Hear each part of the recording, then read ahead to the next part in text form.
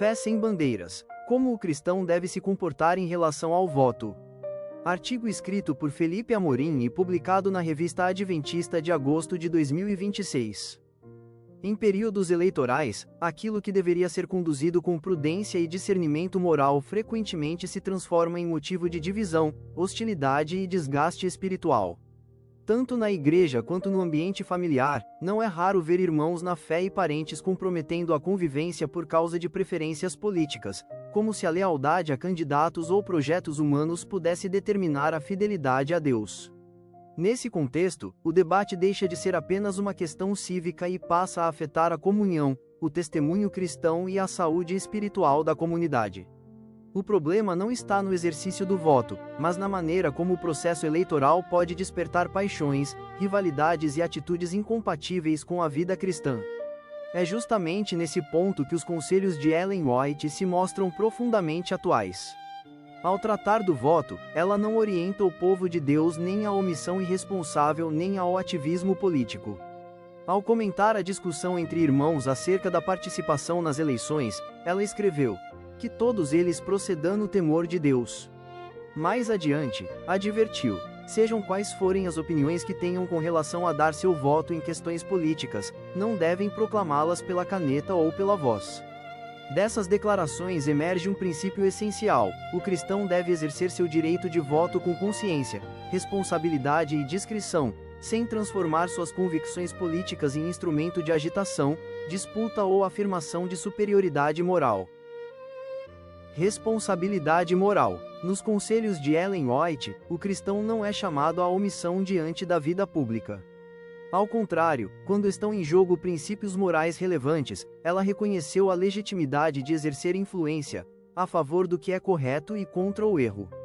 Ao relatar uma discussão entre irmãos acerca da participação nas eleições, ela escreveu que eles acharam melhor pôr sua influência a favor do que é correto e contra o erro. Eles acham que é correto votar em favor dos homens defensores da temperança para governar nossa cidade, em vez de, por seu silêncio, correr o risco de serem eleitos homens intemperantes.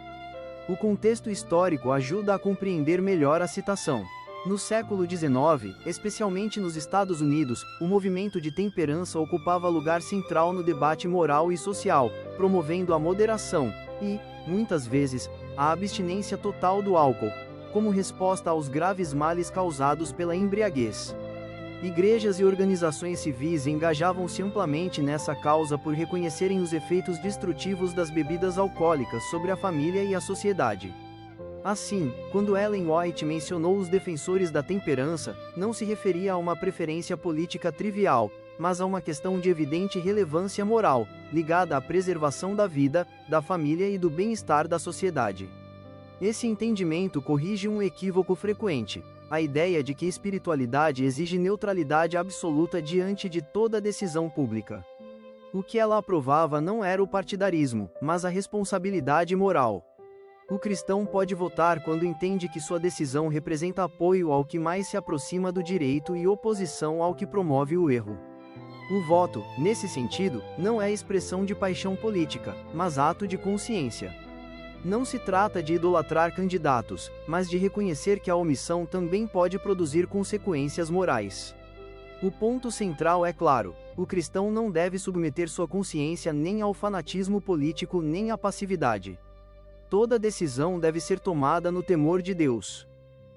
Discrição do voto. Se, por um lado, Ellen White reconhecia a legitimidade do voto como expressão de consciência, por outro, estabeleceu um limite igualmente claro: ele não deve ser convertido em instrumento de militância ou promoção de preferências políticas no meio do povo de Deus. Seu conselho foi direto: sejam quais forem as opiniões que tenham com relação a dar seu voto em questões políticas, não devem proclamá-las pela caneta ou pela voz. Nosso povo deve ficar em silêncio acerca de questões que não têm relação com a terceira mensagem angélica.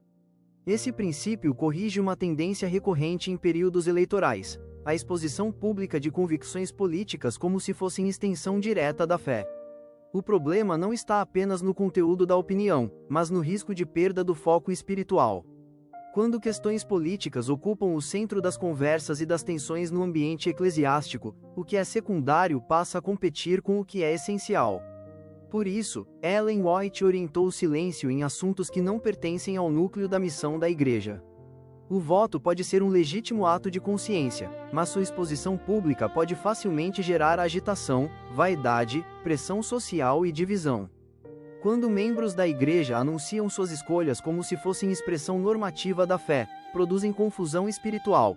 O que é transitório assume aparência de definitivo, e o que é terreno passa a disputar espaço com o que é eterno. Além disso, a exposição de preferências políticas raramente permanece neutra.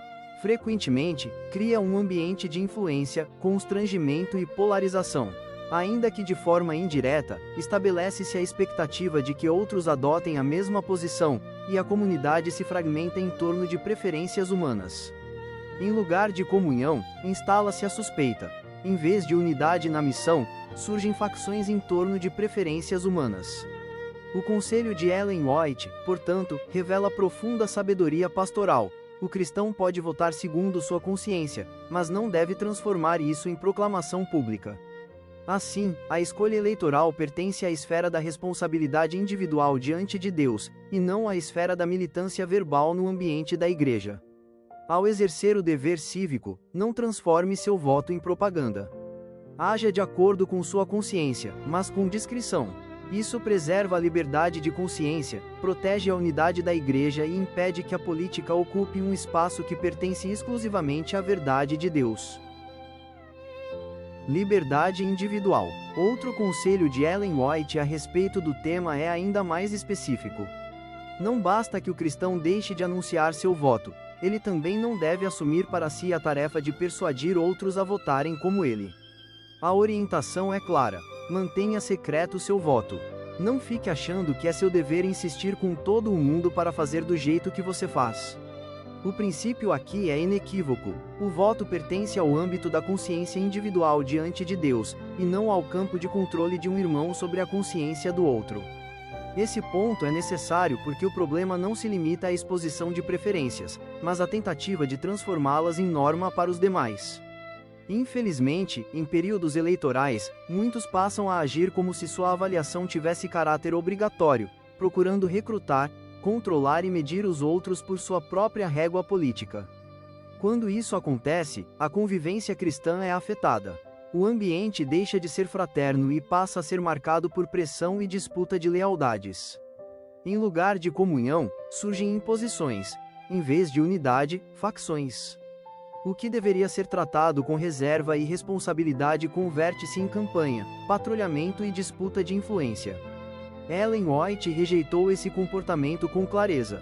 O cristão deve buscar princípios, orar, refletir e agir no temor de Deus, mas não deve confundir sua responsabilidade pessoal com uma autorização para dirigir a consciência dos outros.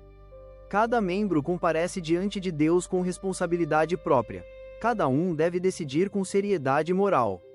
Por isso, nenhum irmão deve tratar o outro como massa de manobra eleitoral.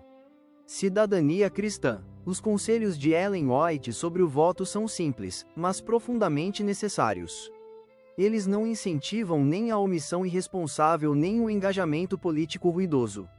O que estabelecem é um caminho de equilíbrio. O cristão pode votar quando entende que há princípios morais em jogo.